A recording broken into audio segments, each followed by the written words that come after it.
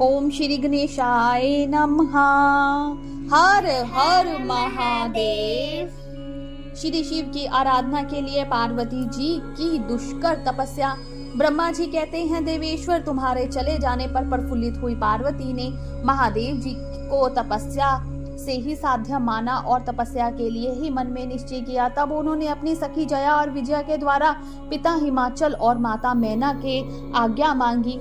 पिता ने तो स्वीकार कर लिया, परंतु माता मैना ने स्नेहवश अनेक प्रकार से समझाया और घर से दूर वन में जाकर तप करने से पुत्री को रोका। मैना ने तपस्या के लिए वन में जाने से रोकते हुए ओ माँ बाहर ना जाओ ऐसा कहा। इसलिए उस समय शिवा का नाम उमा हो गया। मुने शैलराज की प्यारी पुत्री मैना ने रोकने से शिवा को दुखी हुई जान अपना विचार बदल दिया और पार्वती को तपस्या के लिए जाने की आज्ञा दे दी। मुनि श्रेष्ठ माता की वह आज्ञा पाकर उत्तम व्रत का पालन करने वाली पार्वती ने भगवान शंकर का स्मरण करके अपने मन में बड़े सुख का अनुभव किया। माता पिता को प्रसन्नता पूर्वक प्रणाम करके शिव के स्मरण पूर्वक दोनों सखियों के साथ वे तपस्या करने के लिए चली गई। अनेक प्रकार के प्रिय वस्त्रों का परित्याग करके पार्वती ने कटी प्रदेश में सुंदर मूंज की मेखला बांध शीघ्र ही वक्कल धारण कर लिए। हार का परिहार करके उत्तम मृग चरम को हृदय से लगाया। तत्पश्चात वे तपस्या के लिए गंगावतरण गंगोत्री तीर्थ की ओर चली, जहाँ ध्यान लगाते हुए भगवान शंकर ने कामदेव को दग्ध किया था। हिमालय का वह शिखर गंगावतरण के नाम से प्रसिद्ध है।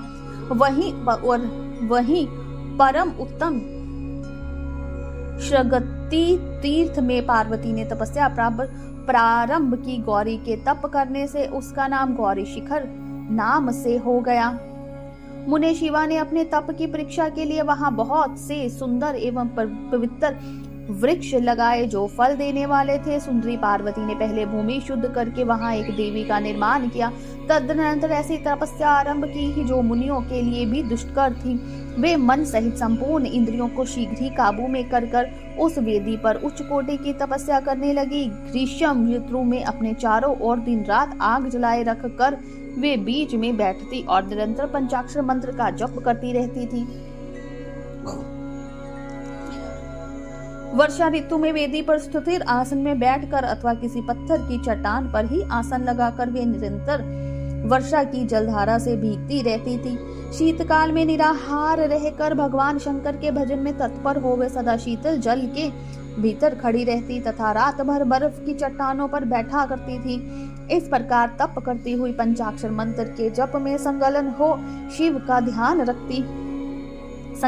शिवा संपूर्ण मनवांछित फलों के दाता शिव का ध्यान करती थी।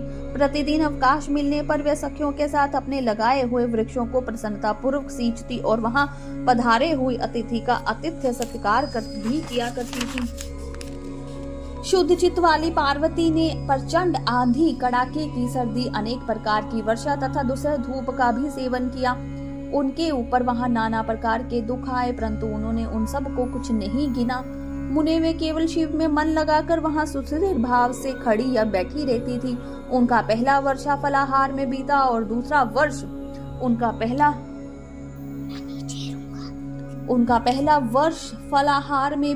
दूसरा वर्ष उन्होंने केवल पत्ते चबाकर ही बिताया। इस तरह तपस्या करते हुए देवी पार्वती ने क्रमशः असंख्य वर्ष व्यतीत कर दिए। तदनंतर हिमावन की पुत्री शिवा देवी पत्ते खाना भी छोड़कर स्वतः निराहार रहने लगी, तो भी तपश्चर्या में उनका अनुराग बढ़ता ही गया। हिमाचल पुत्री शिवा ने भोजन के लिए प्राण का भी परित्याग कर दिया, इसलिए देवताओं ने उनका नाम अपर्णा रख दिया। इसके बाद पार्वती भगवान शिव के स्मरण पूर्वक एक पैर से खड़ी हो पंचाक्षर मंत्र का जप करती हुई बड़ी भारी तपस्या करने लगी। उनके अंग चीर और विकल से ढके थे। वे मस्तक पर जटाओं का समूह धारण किए रहती थी। इस प्रकार शिव के चिंतन में लगी हुई पार्वती ने अपनी तपस्या के द्वारा मुनियों को जीत लिया। उस तपोवन में महेश्वर के चिंतन पूर्वक तपस्या करती हुई काली के 3000 वर्ष बीत गए। तदनंतर जहाँ महादेव जी ने 60,000 वर्षों तक तप किया था, उस स्थान पर क्षण भर ठहर कर शिवा देवी इस प्रकार चिंता करने लगी, क्या महादेव जी इस समय यह नहीं जानते कि मैं उनके लिए नियमों के पालन में तत्पर हो तपस्या कर रही हूँ। फिर क्या कारण है कि सुदीर्घ काल से तपस्या में लगी हुई मुझ सेविका के पास वे नहीं आए? लोक में, वेद में और मुनियों द्वारा सदा गिरीश की महिमा का गान किया है। सब यही कहते हैं कि भगवान शंकर सर्वज्ञ, सर्वात्मा, सर्वदर्शी, समस्त ऐश्वर्यों के दाता, दिव्य शक्ति संपन्न, सबके मनोभावों को समझ लेने वाले, भक्तों की उनकी अभीष्ट वस्तु देने वाले और सदा समस्त क्लेशों का निवारण करने वाले हैं। यदि मैं समस्त कामनाओं का परित्याग करके भगवान वृषभध्वज में अनुरक्त हुई हूँ तो वह कल्याणकारी भगवान शिव यहाँ मुझ पर प्रसन्न हो।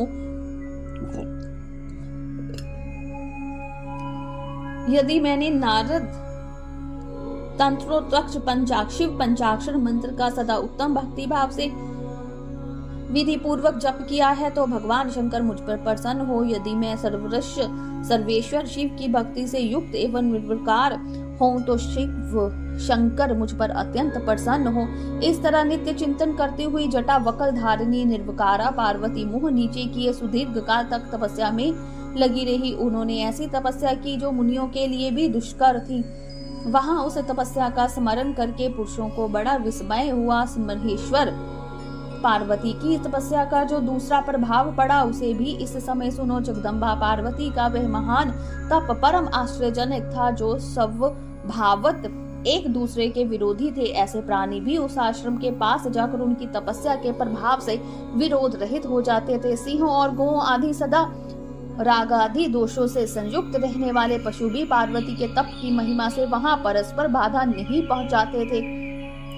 मुनि श्रेष्ठ, इनके अतिरिक्त जो स्वभावत एक दूसरे के वैरी हैं वे चूहे, बिल्ली, यदि दूसरे जीव भी उस आश्रम पर कभी रोष आदि विकारों से युक्त नहीं होते थे। वहां के सभी वृक्षों में सदा फल लगे रहते थे। भांति भांति के तृण और विचित्र पुष्प उस वन की शोभा बढ़ाते थे। वहां का सारा वन प्रांत कैलाश के समान हो गया। पार्वती के तप की सिद्धि का साकार रूप बन गया। बोलिए शंकर भगवान की जय। उमापति महादेव की जय। हर हर महादेव।